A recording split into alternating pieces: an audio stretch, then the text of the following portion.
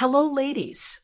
I'm Dr. Alyssa Reed, and I need to say something that's hard but true. Falls are the #1 cause of injury-related death for women over 65. That's not meant to scare you. It's meant to wake you up. The good news? Most falls are preventable, and many of the biggest dangers are right inside your own home, hiding in plain sight. Today, I'm going to walk you through 7 specific household items you should remove immediately to protect yourself. These are items I've personally seen cause ER visits, fractures, and even permanent loss of mobility. Stick with me through all 7 because number 6 is one I see almost every day, and most women never suspect it. Before we dive in, please like this video, subscribe, and leave a comment below with this. I refuse to fall. Because that's what this is about, taking back control. 1. Throw rugs without non-slip backing. Let me start with something I see all too often, and it's deceptively dangerous. Throw rugs. They look harmless. They make a room feel cozy, stylish, and put together. Some of them have been in your home for decades, right? Maybe you bought them on a special trip, or they remind you of someone you love. But here's the medical truth. Throw rugs without proper grip underneath are a fall hazard. Full stop. As we get older, our balance changes. Our feet don't always lift as high off the ground with each step. You might notice a bit of shuffling, especially if you're tired. When that happens, the edge of a rug, even a slightly curled corner, can catch your foot and send you flying. And the worst part, most women don't even realize it happened until they're already on the floor. In the ER, I've seen fractures, concussions, and even hospital stays from one missed step on a hallway runner or kitchen mat. Here's what I recommend. If you insist on keeping your throw rugs, use high-quality, non-slip pads underneath, not the cheap mesh ones, but the heavy-duty grip kind that truly anchor the rug. Even better, remove the rugs altogether, especially in high-traffic areas like hallways, kitchens, and entryways. You're not giving up your style. You're choosing strength, safety, and staying on your feet. 2. Cluttered walkways, especially between the bed and bathroom. This one is personal. I once had a patient who tripped over a pair of shoes she'd left next to her bed. That simple fall led to a hip fracture, surgery, and a very long, difficult rehab.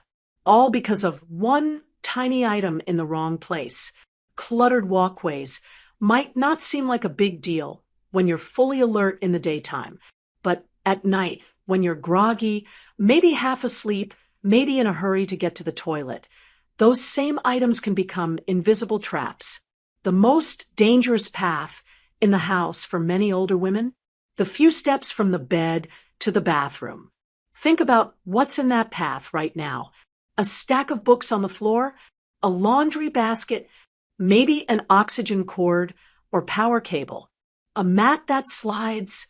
All of those increase your risk of falling, especially in low lighting. What I tell all my patients is this: your walkways should be clear, wide, and lit.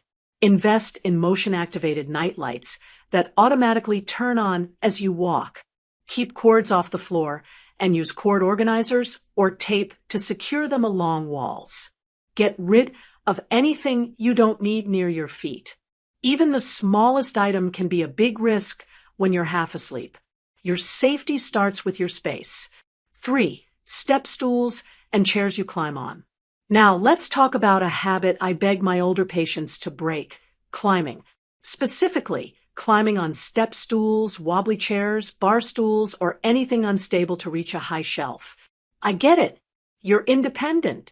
You've always handled things yourself. You don't want to ask for help just to grab a tin of soup or a photo album. But here's the thing. As your doctor, I'd rather you ask for help once than need help for months after a fall. Falls from just 2 or 3 feet can cause fractures of the hip, wrist, or spine, head injuries and brain bleeds, loss of independence. One of my patients, a strong, active woman in her 70s, fell off a kitchen chair while reaching for her favorite serving platter. She shattered her pelvis, and is still in rehab a year later. Please stop climbing. Here's what I recommend instead. Rearrange your storage. Keep daily use items at waist or shoulder height. Invest in a sturdy step stool with a wide base, non-slip treads, and a handrail. Even better, ask a loved one to help when something's out of reach. Because you're not being a burden, you're being wise. 4. Slippery bathtub mats or no bath mat at all.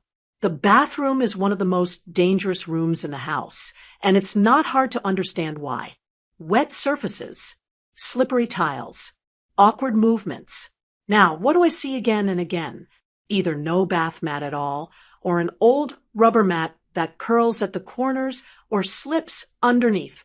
You'd think having something is better than nothing, but if it's not anchored and grippy, it might actually increase your risk of falling. I had one patient slip backward getting into the tub. Her old mat slid with her. She hit her head on the faucet and ended up with 12 stitches and a concussion.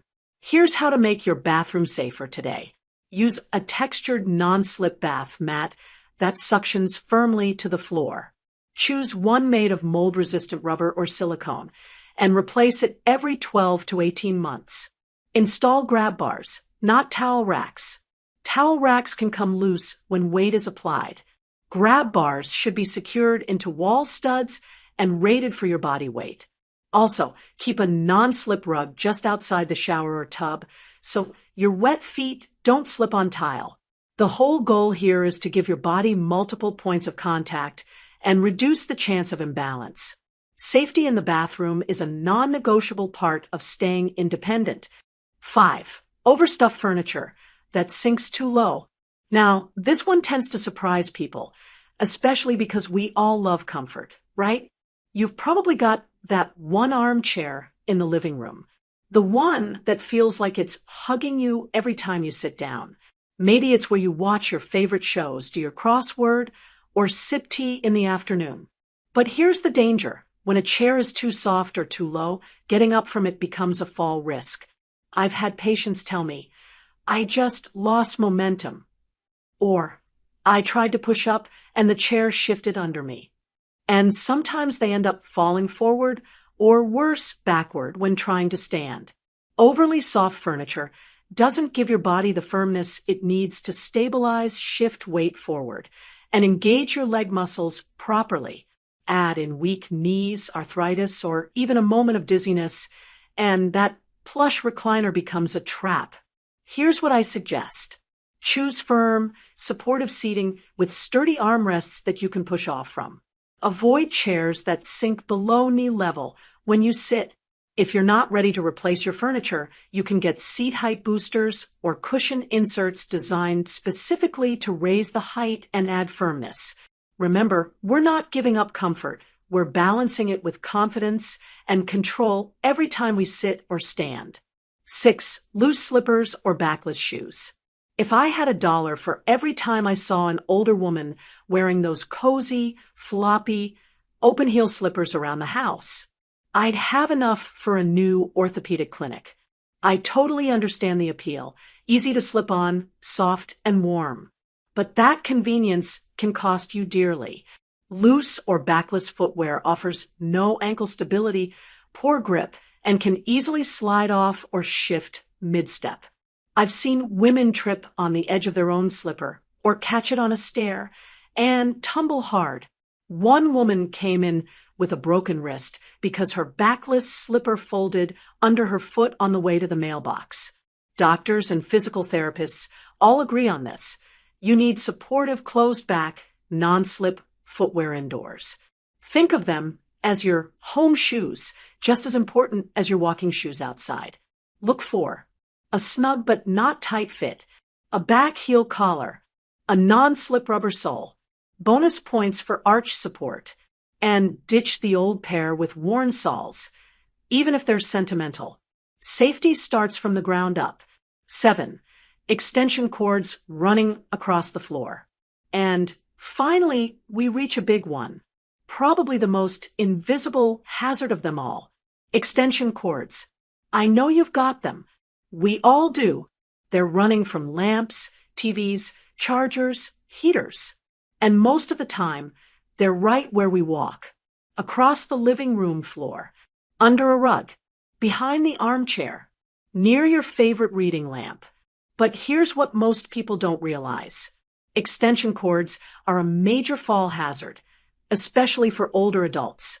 They can catch your toe, tangle your walker or cane, get hidden under throw rugs, and still cause uneven flooring. And when you fall because of a cord, you usually don't see it coming. Here's what I want you to do. Reposition furniture so outlets are closer to what you need. Use cord covers or secure cables along the baseboards with clips. Consider upgrading to wireless devices or multi-port wall plugs so you don't need a cord running across the room. And never run cords under rugs. That's a fire hazard too. One small change here could prevent one big emergency later.